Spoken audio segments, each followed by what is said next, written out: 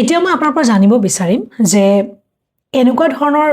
Multinational কোম্পানীজবিলাকত job পাবৰ কাৰণে আপুনি কি কৰিব লাগিব? ধৰক এটা ৰাস্তা নিশ্চয় আছে, এটা পাৰ্টিকুলাৰ পাথ আছে যিটো নেকি ফ'ল' কৰিহে হয়তো ইমানখিনি মানে ষ্টেজলৈকে আহিব পাৰে, সেইটো অকণমান কৈ দিব নেকি? হয়, চ' মই ইঞ্জিনিয়াৰিঙৰ পাৰ্চপেক্টিভৰ পৰাই ক'ম যে যদি যুৱ প্ৰজন্মই বিচাৰিছে যে ইঞ্জিনিয়াৰিং কৰি কেনে আমি সেই কৰ্পৰেট লেডাৰত কেনেকৈ নিজকে উত্থাপন কৰিব পাৰোঁ, চ' তাৰ বিষয়ে যদি মই কওঁ এটা ক্লিয়াৰ পাথ বা এটা কনক্ৰিট পাথ যদি ক'ব বিচাৰিছোঁ, তো ফাৰ্ষ্ট কথাটো হ'ব যেনেকৈ মই উল্লেখ কৰিলোঁ মেথছত ইম্পৰ্টেঞ্চ আছে লাগিব, মেথছটো এজ এ ইম্পৰ্টেণ্ট ছাবজেক্ট। তো সৰুৰ পৰা ল'ৰা ছোৱালীয়ে যদি মেথছত ইম্পৰ্টেঞ্চ দিয়ে তাৰপিছত ডেফিনেটলি 10th মাৰ্কছটো ভাল কৰিব চেষ্টা কৰিব। 10th মাৰ্কছটো ভাল কৰিলে আপুনি 11-12 ভাল স্কুল এখনত এডমিশ্যন ল'ব পাৰিব, হয়নে? চ' তাতেও আপোনাৰ পিয়াৰ্ছ ইম্পৰ্টেণ্ট, আপুনি ডিষ্ট্ৰেক্টেড থাকে বা 11-12টো ভাল কৰে। এতিয়া মই এটা যদি সৰুকৈ কওঁ, মই 11-12ত অলপ ডিষ্ট্ৰেক্টেড আছিলোঁ because we many of the people are distracted হৈ যায় 11-12 বয়সটোৰ কাৰণে। চ' কি হয় যে 11-12টো যদি ভালকৈ পঢ়া যায়, ফাৰ্ষ্ট অফ অল মই ক'ম দুটা ভাগত, যে NCERT থাকে আৰু JEE এণ্ট্ৰেন্স এক্সাম যিটো থাকে, engineering entrance exam all over India, JEE mains আৰু এডভান্স থাকে, আৰু নীটো থাকে আমাৰ ডক্টৰসকলৰ কাৰণে, তো যাৰ ডক্টৰ হ'ব মন আছে। চ' মই দুটা ভাগত কথাটো ক'ম যে বহুতে ডিফিকাল্টি পায় NCERT আৰু JEE কাৰণে প্ৰিপাৰেশ্যন কৰিব, একেলগে কৰাব। চ' আই থিংক ল'ৰা ছোৱালী চুজ কৰিব পাৰে যে ভালকৈ 11-12টো চেছ কৰি কেনে ভাল মাৰ্কছ আনি কেনে JEE কাৰণে এটা মানে বছৰ দিব পাৰে, তাতে নিজক প্ৰিপেয়াৰ কৰিবৰ কাৰণে। আদাৰৱাইজ যদি পাৰে তো ডেফিনেটলি ইটছ ভেৰি গুড, বহুত ভাল কথা একেলগে যদি পাৰে, হয়নে? চ' সেই দুটা ভালকৈ কৰি কেনে JEEত যদি ভাল মাৰ্কছ আহে তো আপোনালোকে NIT নহ'লে IITত দাখিল হ'ব, হয়নে? চ' NIT বা IIT বহুত ভাল প্লেটফৰ্ম হয় একচুৱেলি এজ কলেজেছ, য'ত আপুনি এক্সপ'জাৰ পাব আপোনাৰ নিচিনা ভাল মানুহৰ লগত, পিয়াৰ্ছৰ লগত শিকিবৰ কাৰণে, হয়নে? So' I think 11-12 is a good part য'ত আপোনালোকে কষ্ট কৰিব লাগিব। আৰু এতিয়া যদি কষ্ট নকৰে, লেটছ চে 11-12 ল'ৰা ছোৱালী বহুতে এনেকুৱা হয় যে কষ্ট কৰা নাযায়, যেনেকৈ মই কৰা নাছিলোঁ, কিন্তু মই পিছত 4 বছৰ কলেজত বহুত কষ্ট কৰিছোঁ, বহুত কষ্ট কৰিব লগা হৈছে, হয়নে? সেই বস্তুটো সোমাবৰ কাৰণে লগা হৈছে। চ' আই উড চে 11-12টো ক্লিয়াৰ কৰি JEE ক্লিয়াৰ কৰি কিনে যেতিয়া কলেজত দাখিল হ'ল, তাতে আৰু এটা এছপেক্ট আছে। So' most colleges in India what they are doing, কি কৰি আছে তেওঁলোকে যে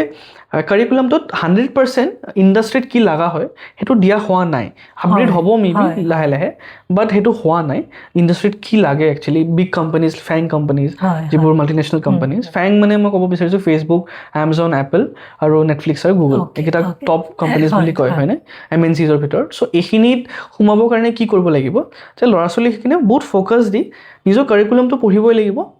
4 years ইন কলেজ। এণ্ড মই ছাবজেক্টটো ক'ব বিচাৰিছোঁ সেইটো হৈছে BTech in computer science in engineering নাইবা ইনফৰমেশ্যন টেকন'লজি। চ' 11-12 ক্ৰছ কৰি যেতিয়া এডমিশ্যন ল'ব যাব, ভাল কলেজেছ যদি আপোনালোকে NIT IITত পোৱা নাই, ভাল কলেজেছ নহ'লে ভাল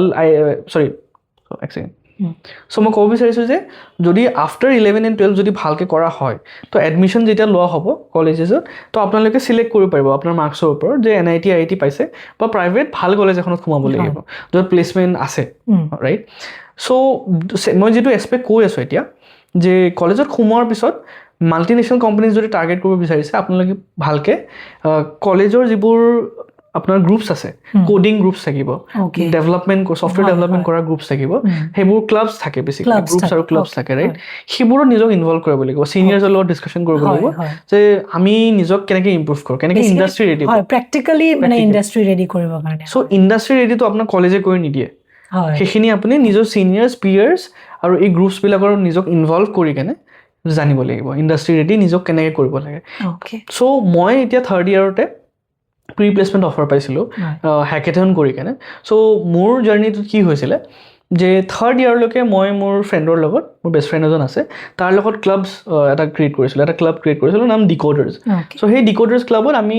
বহুত এনেকৈ জুনিয়ৰ্ছক, ইভেন ছিনিয়ৰ্ছকো আমি শিকাই আছিলোঁ বেছিকেলি, কেনেকৈ ডিফাৰেণ্ট ৱেজ অফ কোডিং আছে, কেনেকৈ ছফ্টৱেৰ্ছ ক্ৰিয়েট হয়। চ' সেইখিনিত আমি বহুত লাভৱান হ'লোঁ, বহুতখিনি শিকিলোঁ নিজে। কিন্তু তাৰ থ্ৰুৰে কি হ'ল, আমি হেকেথন বেছিকেলি জিকিছিলোঁ। হেকেথনটো মানে কি মই বুজাই দিওঁ। So' all over India software competition হয়, ছফ্টৱেৰ ক্ৰিয়েট কৰা কম্পিটিশ্যন, ছফ্টৱেৰ বনোৱা কোডিং কম্পিটিশ্যন বেচিকেলি সেই হেকাথনটোৰ নাম আছিলে হেক টু হায়াৰ ডেলৰ আৰু তাতে মই প্ৰি প্লেচমেণ্ট অফাৰ পাইছিলোঁ বিকজ আমি ডেল কোম্পানীয়ে মানে অৰ্গেনাইজ কৰিছিলে একচুৱেলি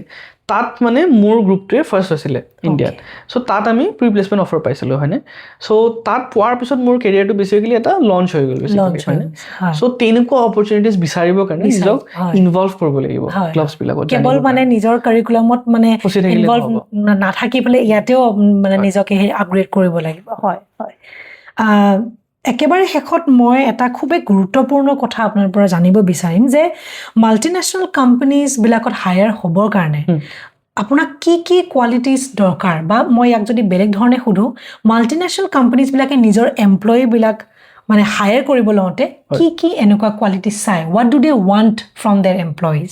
চ' ফাৰ্ষ্ট এছপেক্ট যিটো এটা মাল্টিনেশ্যনেল কোম্পানীজে বিচাৰিব সেইটো হৈছে কেণ্ডিডেটটোৰ তাত ষ্ট্ৰেছ টেকিং এবিলিটি আছেনে নাই ষ্ট্ৰেছ মেনেজমেণ্ট এবিলিটি আছেনে নাই হয় হয় চ' ষ্ট্ৰেছ মেনেজমেণ্ট এবিলিটিটো একচুৱেলি কানেক্টেড টু মই এটা ভেলু কৈছিলোঁ যিটো বহুত ইম্পৰ্টেণ্ট শিকাটো সেইটো হৈছে এণ্ডুৰেঞ্চ হয় প্ৰথমতে তেখেতে মেনশ্যন হয় ত' এণ্ডুৰেঞ্চ আৰু ষ্ট্ৰেছ মেনেজমেণ্ট একেলগে হেণ্ড ইন হেণ্ড যায় চ' ষ্ট্ৰেছ মেনেজমেণ্টটো কি হ'ল ষ্ট্ৰেছ মেনেজমেণ্টটো বেচিকেলি যেতিয়া কমপ্লেক্স প্ৰব্লেম ছল্ভ কৰিব আপোনালোকে তেতিয়া কি হয় যে ষ্ট্ৰেছফুল হয় কেতিয়াবা প্ৰব্লেম ছল্ভ কৰিব নোৱাৰিলে আৰু এটা প্ৰব্লেমত বহুত সময় লাগিব লগা হয় তো ষ্ট্ৰেছ উইল নেচাৰেলি আহিবই কিন্তু সেইটোক ষ্ট্ৰেছ হিচাপে নলয় যদি আপুনি অপৰচুনিটি হিচাপে লয় নে নলয় সেইটোহে চাই তেওঁলোকে যে each problem that is given in front of you সেইটো এটা আপোনাৰ কাৰণে অপৰচুনিটি হয় নে নহয় সেই এপ্টিটিউডটো চাই এটা মই এক্সাম্পল দিওঁ চ' ময়ো নিজে বহুত ইণ্টাৰভিউজ ল'লোঁ এতিয়া মোৰ মানে 5 বছৰ এক্সপিৰিয়েঞ্চ হৈ গ'ল নিয়াৰ এবাউট 5 বছৰ এক্সপিৰিয়েঞ্চ হৈছে ইণ্ডাষ্ট্ৰীত তো ময়ো বহুত কেণ্ডিডেটছৰ ইণ্টাৰভিউজ লৈছোঁ তো আমিও নিজে চেক কৰোঁ যে দুটা কেণ্ডিডেটছ অকল চলিউশ্যনটো ৰিচ কৰিছে নে চলিউশ্যনটো ৰিচ কৰাৰ যিটো এপ্টিটিউড হয় হয়নে ষ্ট্ৰেছ লৈছে নেকি বহুত কষ্ট পাইছে নেকি বহুত ভয় খাইছে নেকি সেইবোৰ চেক কৰোঁ আমি যে এজন ল'ৰা বা এজনী ছোৱালীয়ে সেই বস্তুটো ৰিচ কৰোঁতে প্ৰব্লেমটো ছল্ভ কৰি চলিউশ্যনটো ৰিচ কৰোঁতে ষ্ট্ৰেছ লৈছে নে সেইটো হেণ্ডেল কৰিব জানিছে হয়নে আৰু আমি ক্ৰছ কুৱেশ্যনো বহুত কৰোঁ যে আচ্ছা এইটো যদি এনেকুৱা হৈছে এইটো কেনেকৈ হ'ব এইটো কিয় এনেকুৱা হ'ল তাতে যদি ফল্টাৰ হৈ যায় হয়নে তো সেইখিনি আমি বহুত চাওঁ ত' stress management is a important aspect যিটো কোম্পানীজবিলাকে চাব দ্বিতীয়তে মই ক'ব বিচাৰিছোঁ যে কমিউনিকেশ্যন স্কিলছ বহুত ইম্পৰ্টেণ্ট চ' কমিউনিকেশ্যন স্কিলছৰ দুটা এছপেক্ট আহে যে আপুনি নিজকে ক্লিয়াৰলি কমিউনিকেট কৰিব পাৰিছে নাই আপুনি এক্সপ্ৰেছ কৰিব পাৰিছেনে নাই আৰু এক্সপ্ৰেছনত কি হয় যে আপুনি MNCsৰ কথা কৈ আছোঁ আমি ত' MNCsত কি হয় মাল্টিনেশ্যনেল কোম্পানীজ ইনভলভ আছে বিভিন্ন দেশৰ মানুহ বহুত দেশ ইনভলভ আছে চ' ময়ে ডে টু ডে লাইফত কি হয় মই কেতিয়াবা ইউৰোপৰ লগত কথা পাতি আছোঁ ইউৰোপৰ টিমছৰ লগত কেতিয়াবা USA টিমছৰ লগত কথা পাতি আছোঁ কেতিয়াবা এনেকুৱাও হৈছে যে মই জাৰ্মানীৰ টিমছৰ লগত কথা পাতি আছোঁ হয়নে চ' এই গোটেইখিনিৰ লগত যেতিয়া ডায়লগ এটা হয় তেতিয়া আপুনি ইংলিছতে কনভাৰ্চেশ্যন কৰিব লাগিব because we cannot talk in German right so' কথাটো কি হয় যে fluency in English is very important এইটো এটা ফাৰ্ষ্ট এছপেক্ট হৈ গ'ল বাট দ্বিতীয় এছপেক্টটো হৈছে ফ্লুৱেঞ্চি থকাৰ পিছতো আপুনি নিজৰ কম্প্ৰিহেনশ্যন কৰিব পাৰিছে নাই কি বিচাৰিছে হয়নে এটা প্ৰব্লেম ছল্ভ কৰিব বিচাৰিছে ডিছকাশ্যন কৰি আছে আপুনি কম্প্ৰিহেনচিভলি কথাটো ক'ব পাৰিছেনে নাই গুড কৰি কেনে কথাটো ভালকৈ চ' এই দুটা এছপেক্ট বহুত ইম্পৰ্টেণ্ট আৰু মই বহুত ষ্ট্ৰেছ কৰিম এটা পইণ্টত এইটো হৈছে ইংলিছ ফ্লুৱেঞ্চি ৰাইট আমি যদি হোৱা নাই সেইটো লেটছে ল'ৰা ছোৱালীৰ 11-12লৈকে তে ইংলিছৰ লাগিলে ক্লাছেছ লৈ লওক ফ্লুৱেঞ্চি ইম্প্ৰুভ কৰিবৰ কাৰণে মানে সেইটোৱে আপোনাক বহুত কনফিডেঞ্চ দিব আৰু এই কৰ্পৰেট ৱৰ্ল্ডত মানে আপুনি ভালকৈ নিজক এষ্টাব্লিছ কৰিব পাৰিব থাৰ্ড পইণ্ট মই যিটো ক'ব বিচাৰিছোঁ সেইটো হৈছে প্ৰফেচনেলিজিম ৰাইট নাও প্ৰফেচনেলিজিমৰ ভিতৰত বহুত এছপেক্টছ আহি যায় বাট মই ভালকৈ অলপ বুজাব বিচাৰিম যে প্ৰফেচনেলিজিমত মেইন এছপেক্টটো হৈছে যে আপুনি ডেকৰাম মেইনটেইন কৰিছেনে নাই হয়নে এতিয়া MNCsত কি হয় বহুত ডিফাৰেণ্ট কাণ্ট্ৰিজ বহুত বেলেগ টেম্পাৰামেণ্টৰ মানুহৰ লগত আপুনি ডিছকাশ্যন কৰিব লাগিব হয়নে আৰু প্ৰব্লেম ছল্ভ কৰিব লাগিব একেলগে জুট হয় এতিয়া কেনেকুৱা হয় কেতিয়াবা যে 1500 মানুহ আমি ইনভলভ আছোঁ এটা প্ৰজেক্টত এটাই গ'ল চবৰে কিন্তু কেতিয়াবা কি হয় যে মিছকমিউনিকেশ্যন হ'ব পাৰে হয়নে আণ্ডাৰষ্টেণ্ডিঙৰ difficulty or may be differences of opinion যিটো ডেইলি হয়ে নেচাৰেল সেইটো বিকজ ডিফাৰেণ্ট মানুহৰ ডিফাৰেণ্ট অপিনিয়নছ আইডিয়াছ থাকিব পাৰে চ' যেতিয়া আপুনি নিজৰ আইডিয়াটো লেটছে প্ৰস্তুত কৰি আছে বা আপুনি এটা বেটাৰ অপিনিয়ন দিব বিচাৰিছে চ' সেই বস্তুটোক প্ৰেজেণ্ট কৰাৰ যিটো ডেকৰাম মেইনটেনেঞ্চ আছে ইয়াত সেইটো প্ৰফেচনেলিজিম বুলি মই ক'ম বেচিকেলি আমাৰ ৱৰ্ল্ডত বেচিকেলি কৰ্পৰেট ৱৰ্ল্ডত যে আপুনি লেটছে ফৰ এক্সাম্পল আপোনাৰ মেনেজাৰে আপোনাক পইণ্ট আউট কৰি দিলে যে এইবাৰ আপোনাক আমি প্ৰম'ট কৰিব নোৱাৰিলোঁ কাৰণ এইটো প্ৰব্লেমছ হয়নে এতিয়া আপুনি সংগ্ৰাস কৰি তেওঁক বস্তুটো বাৰ্ষ্ট কৰি এক্সপ্লেনেশ্যন দিব নোৱাৰে যে why not me, right? So what আপুনি নিজক কেনেকৈ প্ৰেজেণ্ট কৰিব লাগিব in a very positive way, and it's an example of professionalism যে you will have to say যে sir,